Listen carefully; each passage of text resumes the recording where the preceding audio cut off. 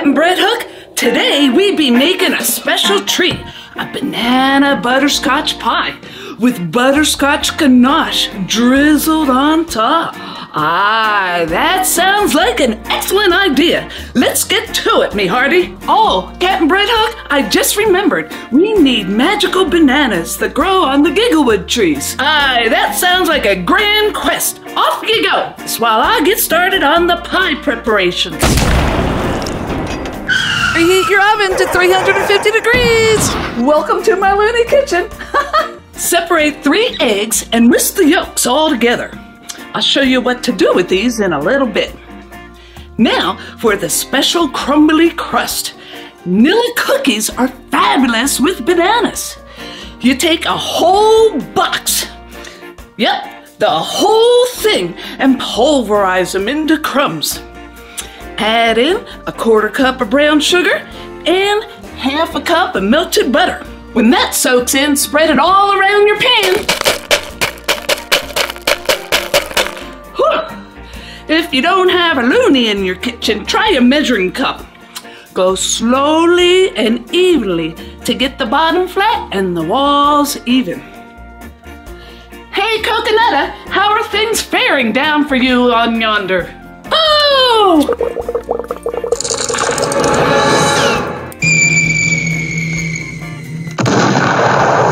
We like to use this kind of pan with a removable bottom.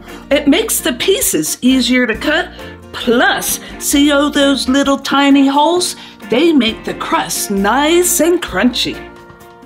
And we're tapering our walls this time, just for something different. And then bake for 10 minutes. Or you can put it in the freezer for 20 minutes for a no-bake version. We like the crunchy baked crust. Right. Ticklish Tumbleweed, Banana Boulevard, Giant Pineapple Junction. Let's get to making this butterscotch filling. In your favorite heavy bottom saucepan, whisk together 3/4 cup of light brown sugar, 4 tablespoons of cornstarch.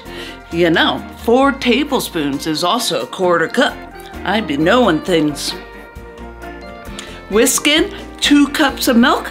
You do it this way so the cornstarch doesn't lump up on you. Daggone it, I forgot the kosher salt in the beginning. But we caught it in time, so we can get it in there all right. And heat this on medium heat to the steaming. And that'd be about 120 degrees at the lowest. This is called a roux, by the way. I be knowing things. Then temper your roux into the yolks. Slowly drizzle it into the yolks to bring their temperature up without making scrambled eggs. Now we have a custard of a sort. As for the 3 whites, you can make meringue kisses or meringue cookies and flavor them with banana extract. Keep the liquid moving. In about 10 minutes, it'll get nice and thick. And it happens real fast at the end, so be ready for it. Don't let it scorch the corners.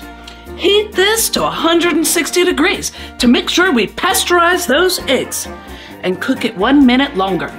When it's ready, it'll start leaving a distinct path behind the spatula. And it'll be all thick and everything.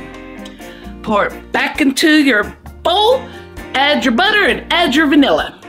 And let it cool to room temperature. We use meltless ice cubes to hurry it along because we have the attention span of 5-year-olds. Yo-ho-ho! It's a pie life for me! Wow! Whoa! They look psychedelic magical! I found the right spot! And look at these! They're huge! I'm on my way, Captain Bread Hook!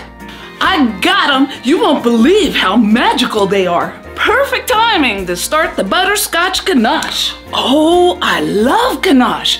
And it's so perfect for this pie! Heat up 1/2 cup of heavy cream.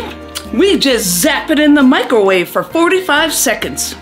Add in 11 ounces of butterscotch chips and stir it up. All you have to do is let it sit for 5 minutes and give it a stir every so often. It melts right together. And zap it for 30 seconds longer after 5 minutes if you need to. Pour nearly half on the bottom of the crust. Careful there, Captain. Don't want to end up with butterscotch everywhere. It'd be a tricky task. There we go. Then a layer of banana coins and a layer of this delicious butterscotch roux filling. And another layer of banana coins and another layer of this butterscotch filling. And top it off with more butterscotch ganache. Save some of the ganache to drizzle later on. Oh, this has so much butterscotch through the whole thing that I can just jump in there and drown in heaven. Don't do that, you'll spoil the pie that way. Now let it set up in the refrigerator for at least 4 hours or overnight. This is a perfect make-ahead dessert. Then, right before serving, pile on a mountain of whipped cream. That's 1 cup of heavy cream, 1/4 cup of sugar, and 1 teaspoon of vanilla. Whisk these to stiff peaks. Don't whisk too long or you'll get butter. Warm up your reserve ganache and drizzle it over the whole mountain, or just 1 piece as it's served. It's all to your liking. Ta-da! The legendary banana butterscotch pie, fit for the silliest pirates in Val's Looney Kitchen. Hi, matey, let's dig in and savor the silliness. Leave a comment. It makes coconut dance. It does.